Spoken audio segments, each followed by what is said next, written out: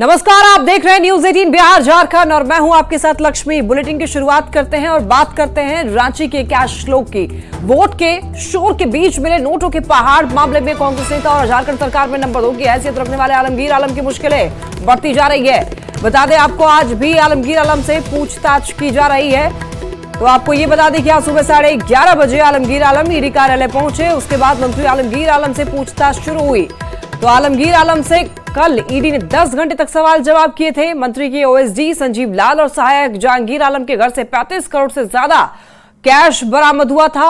और आपको बता दें कि संजीव लाल और जहांगीर दोनों ही ईडी के रिमांड पर हैं। इधर मंत्री आलमगीर आलम से भी ईडी पूछताछ कर रही है। कल भी 10 घंटे तक पूछताछ हुई, आज भी पूछताछ की जा रही है। तो आपको बता दें कि मनी लॉन्ड्रिंग मामले में मंत्री आलमगीर आलम से पूछताछ की जा रही है। मंत्री आलमगीर आलम से कल जहां 10 घंटे पूछताछ हुई, उसके बाद आज फिर आलमगीर आलम ईडी दफ्तर पहुंचे हैं, जहां उनसे ईडी के अधिकारी पूछताछ करेंगे। बता दें कि इन 10 घंटों में उनसे कई तरह के सवाल पूछे गए हैं। जाहिर तौर पर वो सवाल जो हैं वो कमीशन खोरी, जो जिस तरह से टेंडर को लेकर कमीशन का खेल चल रहा था, उन तमाम चीजों को लेकर सवाल पूछे गए हैं। तो वहीं संजीव लाल की गतिविधियां क्या थी, इन तमाम चीजों को लेकर भी सवाल पूछे गए हैं। दूसरी तरफ जो जानकारी है उसके अनुसार वीरेंद्र राम से संबंधित जो पत्र जहांगीर के आवास से मिला था, उस बाबत भी सवाल जो हैं वो आलमगीर आलम से पूछे गए हैं। तो वहीं इसके साथ ही जो ग्रामीण विकास विभाग में टेंडर का खेल चल रहा था, क्या इसकी जानकारी उन्हें थी या फिर नहीं, इन तमाम चीजों को लेकर सवाल किए गए हैं। आज फिर एक बार आलमगीर आलम ईडी दफ्तर पहुंचे हैं, जहां उनसे सवालों की जो फहरिस्त है वो आगे बढ़ाई जाएगी और उनसे इस तरह के कई सवाल जो हैं आज भी किए जाएंगे। अब देखना होगा कि इस पूछताछ के बाद ईडी की जो कार्रवाई है वो किस ओर बढ़ती है। वहीं आलमगीर आलम ने कहा कि उनसे जो सवाल पूछे गए थे उन सवालों का जवाब उन्होंने दिया है। आज फिर ईडी के अधिकारी उन्हें बुलाए थे और वो आज फिर उन सवालों का जवाब देने के लिए यहाँ पर पहुँचे हैं।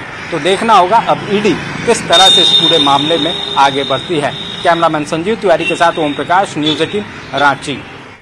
और ज्यादा जानकारी के लिए न्यूज 18 संवाददाता ओम प्रकाश फोन लाइन पर जुड़ गए हैं। ओम प्रकाश, मंत्री आलमगीर आलम से आज भी पूछताछ की जा रही है, क्या कुछ अपडेट है इस मामले में?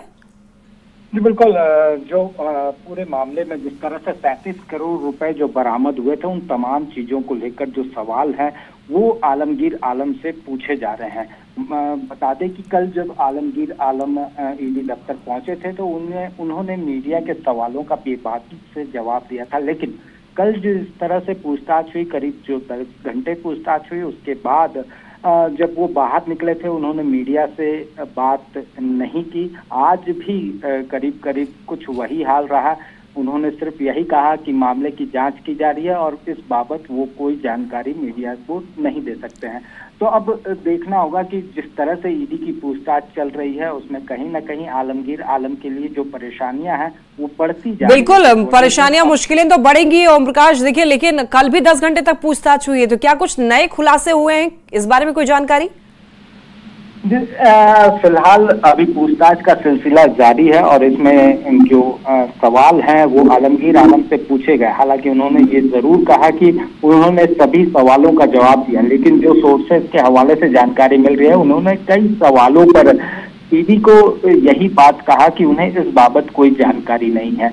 कई चीजों को उनसे पूछा गया, किस तरह से ये कमीशन खोरी का खेल चल रहा था, इन तमाम चीजों को लेकर सवालात किए गए हैं। और जो संजीव लाल और जहांगीर की तरफ से जो जवाब आए हैं उन तमाम चीजों को लेकर इनसे सवाल किए जा रहे हैं। ठीक है ओम प्रकाश, आप नजर बनाए रखिए। फिलहाल आपका बहुत शुक्रिया तमाम जानकारियों के लिए। चलिए बढ़ते हैं खबरों में आगे। आलमगीर आलम से ईडी से की पूछताछ पर संजय सेठ ने निशाना साधा है। उन्होंने कहा है कि झारखंड में पूजा सिंघल से भ्रष्टाचार की शुरुआत हुई और अब भ्रष्टाचार का आलम आलमगीर आलम है। संजय सेठ ने आगे कहा है कि मंत्री के पीएस के नौकर के घर से करोड़ों मिला है तो जवाब देना होगा ही और वो बच नहीं सकते हैं। देश ने भ्रष्टाचार की पूजा 2 साल पहले देखी, पूजा सिंघल के रूप में, और अभी देश ने भ्रष्टाचार का आलम भी देखा, आलमगीर, और उनके पीएस के नौकर के यहाँ 40-40 करोड़ रुपए बरामद होना, और ये सिर्फ 3 महीने का कमीशन का पैसा था।